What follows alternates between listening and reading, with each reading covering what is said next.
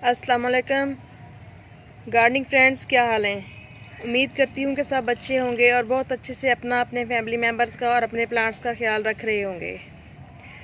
तो friends, video का आगाज़ इन खूबसूरत से गुले दाऊदी के खिले हुए फूलों के साथ, जो कि रिसेंटली 1-2 दिन से खिलना शुरू हुए हैं। तो फ्रेंड्स, जैसा कि दिसंबर का महीना चल रहा है और आज 16 दिसंबर है, तो ये मौसम प्लांट्स की कटिंग वगैरह के लिए काफ़ी बेस्ट होता है। और वैसे भी बाज़ औक़ात प्लांट्स कुछ इस कंडीशन में खुद ब खुद आ जाते हैं कि उनकी कटिंग का टाइम वो खुद बता रहे होते हैं कि अब हमें प्रून कर दिया जाए मज़ीद अच्छी ग्रोथ के लिए और अच्छी फ्लावरिंग के लिए। तो ऐसे ही मैं आज आपके साथ एक प्लांट शेयर करूंगी जो कि खुद बता रहा है कि मुझे इस वक्त कटिंग की प्रूनिंग की ज़रूरत है। तो वो है मेरा बोगनवेलिया का प्लांट। और मॉर्निंग ग्लोरी के मज़ीद फ्लावर्स खिले हुए हैं, इनको देखते हुए हम चलते हैं अपने टॉपिक की तरफ।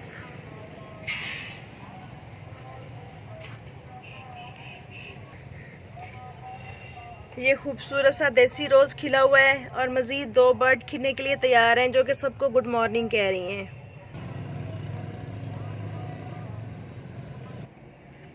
तो आते हैं अपने बोगनवेलिया के प्लांट्स की तरफ। ये देखें माशाल्लाह कितनी अच्छी सी। और अब बीच बीच में से ये देखें फ्लावर्स का कलर थोड़ा डल हो रहा है। और इस वाली बेल ने माशाल्लाह मुझे बहुत से फ्लावर्स दिए देखने को। बहुत ही खूबसूरत तरीके से ब्लूमिंग की है इसने। और अब कुछ इस तरह की कंडीशन चल रही है इस पे। ये देखें तमाम जो फ्लावर्स बंचेस थे वो सब के सब इस तरह से डल हो चुके हैं। टॉप वाला भी ये देखें, जस्ट चंद फ्लावर्स ठीक है, ज़्यादातर की कंडीशन ये हो रही है। तो अब ये इस काबिल है कि हम इसकी प्रूनिंग कर दें। अगर आप चाहें तो हार्ड प्रूनिंग कर सकते हैं दिसंबर के मंथ में, और अगर आप लाइट प्रूनिंग करना चाहें यानी कि हल्की फुल्की सी प्रूनिंग, तो अपनी ख्वाहिश के मुताबिक आप अपने प्लांट को किसी भी शेप में ढाल सकते हैं। तो चले मैं अपने इस प्लांट की प्रूनिंग करती हूँ। और मैं तो चूँकि हार्ड प्रूनिंग नहीं करूँगी क्योंकि मुझे बड़े बड़े प्लांट्स अच्छे लगते हैं, तो मैं जस्ट ये जो फ्लावर बंचेस हैं इनको कट करूँगी और जो न्यू ग्रोथ आ रही है उसको बिल्कुल भी डिस्टर्ब नहीं करूँगी। तो प्रूनिंग के लिए आप गार्डनिंग कटर का यूज़ कर सकते हैं, स्केटियर का यूज़ कर सकते हैं और सीज़र का यूज़ कर सकते हैं, जो भी अवेलेबल हो आपके पास। तो चलें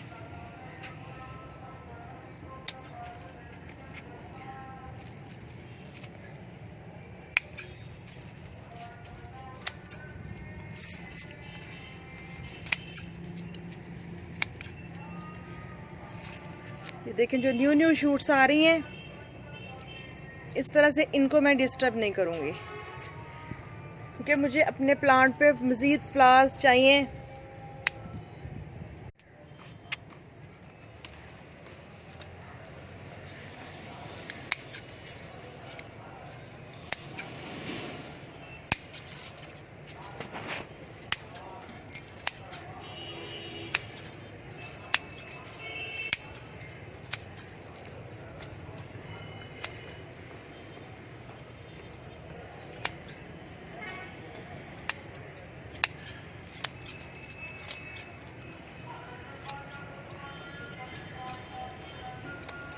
हाइट ज़्यादा है तो थोड़ा हाथ मुश्किल से पहुंच रहा है मेरा।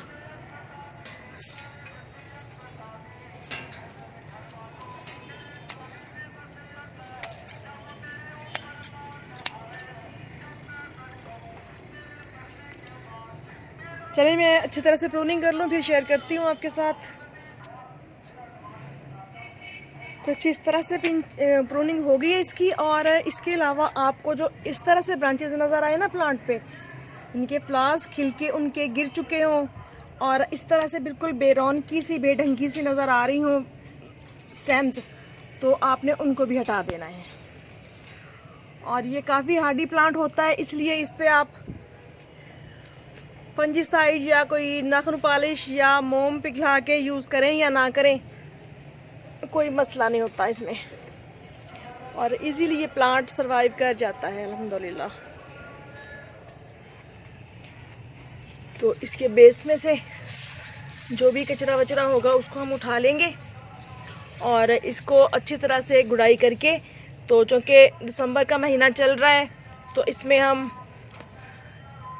काऊ डंग कंपोस्ट जो कि अच्छी तरह से डिकम्पोज हो वो डाल देंगे। और पानी दें या ना दें, आप ये देखें मट्टी इसकी अभी मॉइस्ट है क्योंकि मैंने कल शाम को पानी दिया था। तो जस्ट मैं इसको गुड़ाई करूँगी और काऊ डंग कंपोस्ट डाल दूँगी इसमें। और ये जो न्यू फ्लावर्स आ रहे थे उनको मैंने पिंच नहीं किया। तो इस तरह से कुछ नज़र आ रही है मेरी बेल।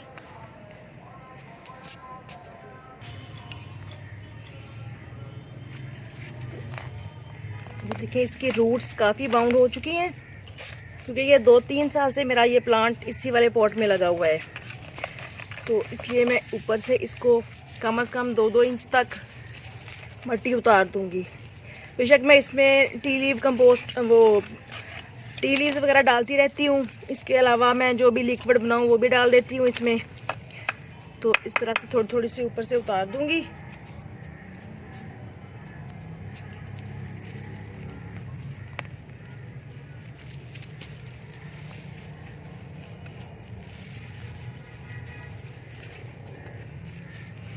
ये इसमें सदाबहार के प्लांट्स लगे हुए हैं, कुछ 4 o'clock के लगे हुए हैं जो कि खुद ब खुद ग्रो हुए हैं। मैं नहीं लगा पाई इसमें ना, क्योंकि मुझे खाली पॉट बीच में से अच्छा लगता है बाज़-औक़ात किसी प्लांट का, यानी कि जिस प्लांट की ग्रोथ ज़्यादा होनी हो और स्पेस लिमिटेड हो उसके पास।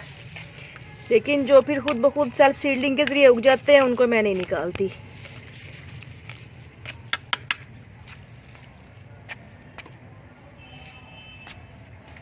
तो ये कुछ कंपोस्ट है,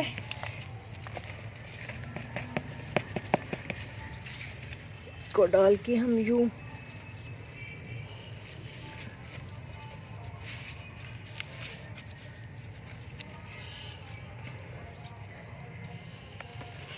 गार्डनिंग के लिए सबसे अच्छी जो खाद होती है वो काऊ डंग कंपोस्ट ही होती है, ख़ास तौर पे वेजिटेबल्स प्लांट्स के लिए और जो भी फ्रूटिंग वाले प्लांट्स हों।